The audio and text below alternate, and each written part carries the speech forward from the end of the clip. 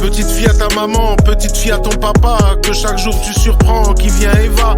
Des va-et-vient partout, ça t'est possible. Quand tu pleures ou quand tu sèches tes larmes, c'est juste pénible. Ton parrain t'aime et déteste te voir triste, comme ta grande sœur veillant sur toi, tel un instit. Maë, tu nous rends si fiers, j'espère tenir mon rôle, car chaque fois que je doute, je m'y perds. Mais chaque fois que je te vois, je me libère de ces filets, me contenant dans mes problèmes. Ce que je chante, je le pense tellement, c'est pas qu'un poème. Juline et toi, vous ne savez pas comment je vous aime. Comme des petites filles qui tourbillonnent infiniment dans mon cœur. Tu sais, dans la vie, il y a certaines choses qui me font peur. Mais dès que je te vois, j'oublie car je suis heureux. Et même ta maman et ton papa, je les aime tous les deux. Ouais, je serais capable de n'importe quoi pour vous et pour eux. Quand j'écris à ce moment précis, j'ai tellement d'émotions résonnant en moi, tel en détention. Je combats les démons, j'espère tellement vaincre ma maladie. Car parfois je suis si fou que j'ai la crainte de tous vous décevoir et de vous perdre à jamais.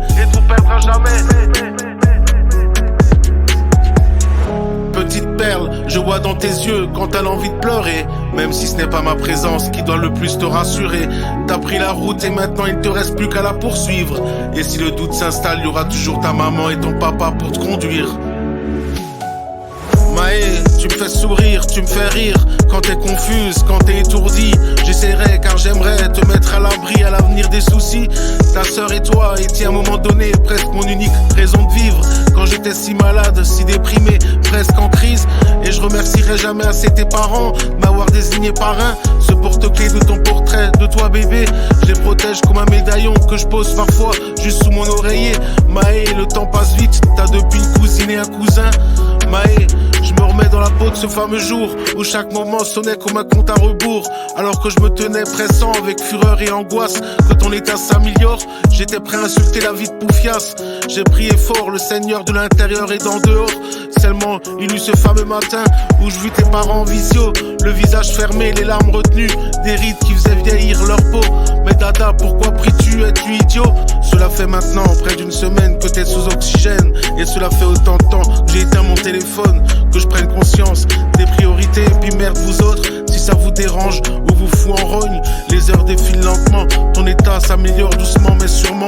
Le plus important c'est que cette merde est bien remise à l'endroit, tout en sachant que le meilleur est devant toi. À ta portée de main, tu l'empoigneras, il saisira. Petite perle, je vois dans tes yeux quand t'as l'envie de pleurer. Même si ce n'est pas ma présence qui doit le plus te rassurer. T'as pris la route et maintenant il te reste plus qu'à la poursuivre. Et si le doute s'installe, il y aura toujours ta maman et ton papa pour te conduire.